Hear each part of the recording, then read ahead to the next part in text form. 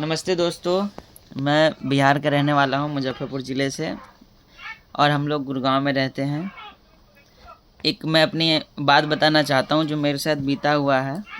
अगर आप लोगों को सही लगे तो प्लीज़ सपोर्ट कीजिएगा, मेरे वीडियो को लाइक भी कीजिएगा, चैनल को सब्सक्राइब कर दीजिएगा। हम लोग रहते हैं गुड़गांव में, जो हरियाणा राज्य के अंदर आता है, गुड़गांव ज़िला। वहाँ पे अगर जैसे हम लोग जिनके यहाँ भी किराए पे रहते हैं तो कोई बात नहीं, किराए पे रहते हैं, जो किराया है वो हम किराया भी देते हैं। बिजली बिल जो होता है, मान लीजिए 6-7 रुपये लगता है, तो उसकी जगह हम लोग 9 रुपये 10 रुपये भी लोग बाग लेते हैं।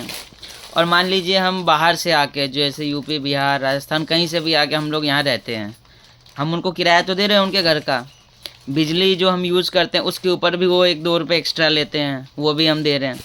अगर हमने अपना दुकान खोल रखा है तो क्या होता है कि अगर वो हमारी दुकान पे आ गए, जिनके यहाँ हम रहते हैं, या हमारी दुकान ही है उनके वहाँ पे वो आ गए, तो वो लोग पता क्या समझते हैं कि ये मेरी दुकान है, मैंने इसको पैसा दे रखा है तो कर रहा है। अगर आप कुछ सर्विस उनसे करवाने चले जाइए, वो आपके पास आ गए कुछ सर्विस कराने, तो ये कहेंगे इतना पैसा लेगा, इतना लेगा।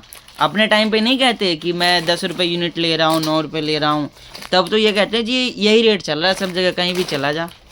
और अपने टाइम पे क्या कहते हैं कि हमारे मतलब ठीक रेट लगा ले, इतना लूट रहा है। उनको बोल दो लूट रहा है तो कह देंगे खाली कर दे, और हम बोल देंगे जी कहीं और चले जाओ तो भी कहेंगे खाली कर दे। ये तो दादागिरी है ना। उनको समझना चाहिए कि जब मैं अपना रेंट पूरा ले रहा हूँ, बिजली बिल पूरा ले रहा हूँ, जो बिजली बिल सरकारी यूनिट आता है उससे भी ऊपर ले रहा हूँ, उसके बाद भी अगर मैं उसकी दुकान पे जाता हूँ और उसको बोलता हूँ कि भाई तू तो लूट रहा है, वो भी तो यार आपके घर का किराया दे रहा है, बिजली बिल सरकारी रेट से ऊपर दे रहा है, उसके बाद भी क्या है, सरकारी रेट से ऊपर तो हम बिजली बिल दे रहे हैं, फिर दुकान का किराया दे रहे हैं। दुकान के किराए का जो सरकारी यूनिट का जो मतलब बिजली बिल जो सरकारी यूनिट का आता है उससे ऊपर हम देते हैं। कहीं पे भी कोई भी दुकानदार जो लेके रहता है नॉर्मली कॉलोनियों में, वैसी जगह जो सरकारी रेट आता है उससे ऊपर ही हमसे मकान वाले किराया वो लेते हैं, बिजली बिल भी लेते हैं और किराया जो है वो तो है ही। और वो अगर हमारे पास सर्विस कराने आ जाए तो उनका अलग ही रहता है। बहुत कम ऐसे लोग होते हैं जो समझते हैं चीज़ों को, तो पैसे देने में चिकचिक नहीं करते। अपने टाइम पे ये कहते हैं कि यही रेट चल रहा है, यही होगा, तो वो समझना चाहिए उनको कैसे क्या है। और जिसकी दुकान नहीं है वो क्या करता है बंदा, मान लीजिए मेरी दुकान नहीं है, मैं जिनके यहाँ रह रहा हूँ, उनको कोई काम पड़ गया ना खाली टाइम में, तो भाई ये काम करा दियो। कुछ लोग ऐसे दिमाग के हैं कि भाई बिजली बिल पे भी पूरा चाहिए, वो भी पूरा चाहिए, और साथ बिल्कुल नहीं देंगे। और अगर आप 4 फैमिली में रह रहे हो, कोई एक फैमिली मेम्बर बढ़ गया तो 500 रुपये और बढ़ा देंगे। कितने जने घर में रह रहे हो, जैसे वो नहीं होता कि मतलब गाड़ी पे आप 6 की जगह 7 लोग बैठ गए तो सरकारी नियम में चालान कट जाएगा, ओवरलोड हो जाएगी गाड़ी, पंचर हो जाएगी। कुछ मकान मालिक तो ऐसा समझते हैं कि 2 लोगों की जगह घर में 3 लोग रहने लग जाएंगे तो घर टूट जाएगा, इसीलिए किराया बढ़ा देते हैं। ये कोई तरीका है? आप जितने एरिया का एक किराया ले रहे हो उससे 2 महीने 4 महीने से, उसके पास कोई एक बंदा अगर आ भी गया, वो कमा रहा है खा रहा है, तो वो आपस में किराया डिवाइड कर लेंगे, पर नहीं, उसमें सबसे पहले मकान मालिक को दो, हर महीने वो किराया बढ़ा देंगे। कुछ जगह तो ऐसा है कि अगर आपके घर के बाहर 2 जोड़ी चप्पल दिखता है, मान लीजिए आपके फैमिली में 4 लोग हैं, कंटिन्यू रहते हैं, और 1 जोड़ी चप्पल एक्स्ट्रा हो गया, मतलब 4 जोड़ी चप्पल की जगह 5 जोड़ी हो गया, तो उस पर भी किराया बढ़ा देंगे कि भाई कौन आया तेरे घर में, क्या मतलब है।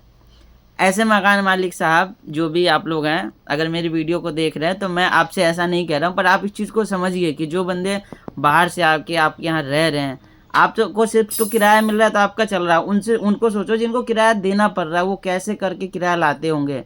जिस महीने जॉब छूट जाती है, इनकम नहीं होती है, या कुछ घर में प्रॉब्लम हो गया, घर में कोई बीमार हो गया, वो बंदा कहाँ से आपको किराया देता है, बिजली बिल भी देता है, 1 महीना लेट भी देता है, आपको तो पूरा पैसा देता है। उसकी इनकम हो नहीं हो, जॉब छूट जाए, कोई सैलरी नहीं दे, कई कई जगह तो ऐसा होता है, नॉर्मली बड़ी कंपनियों को छोड़ दे तो, कि कई लोग तो किराया सैलरी देते भी नहीं है, 10 दिन 15 दिन का ऐसा भी होता है। जिनकी सैलरी 10,000 15,000 रुपये है, उनको तो वो भी नहीं मिलता। तो वो लोग तो सोचते नहीं है, जिनका भी अपना घर है या जो भी है, उनमें तो उनको चाहिए पूरा किराया टाइम से। कुछ लोग तो ऐसे हैं जो कोरोना काल में, जिनके जिस टाइम खाने को नहीं था, कमाई नहीं थी बिल्कुल भी, लोग दूसरों से मांग मांग के अपना गुजारा कर रहे थे कैसे कैसे करके, कुछ लोग उनसे भी किराया लिए कि भाई मेरा मकान का किराया है, मेरा किस्त जा रहा है, मुझे किराया दे। वो मतलब सर, मैं अगर मैं कुछ गलत कह रहा हूँ तो आप लोग बता सकते हैं, ताकि मैं माफ़ी मांगता हूँ उन लोगों से कि मैंने कुछ गलत बोला हो इस चीज़ पे। तो पर लोगों को समझना चाहिए, जहाँ तक मैं सोचता हूँ कि हम लोग बाहर से आए हुए हैं और ऐसे मतलब रह रहे हैं, रूम का किराया दे रहे हैं, अपना जाने आने का खर्चा है, सब चीज़। अगर हमारी नौकरी छूट गई तो ऐसा तो नहीं होता ना कि मकान मालिक जो भी ओनर हैं होते हैं हमारे, वो कहते हैं कि भाई कोई बात नहीं, आप किराया मत लो। कोई ऐसा मकान मालिक है जो ऐसा बोला हो कि आपकी 2 महीने से जॉब छुट्टी हुई है, कोई बात नहीं, हम आपका किराया छोड़ देते हैं, या बिजली बिल माफ़ कर देते हैं, या आधा किराया दे देना। कुछ भी होता है? नहीं होता। तो इस बारे में आप लोगों की क्या राय है, प्लीज़ मुझे बताएं। अगर वीडियो अच्छी लगी तो कमेंट करके बताइएगा प्लीज़। धन्यवाद दोस्तों।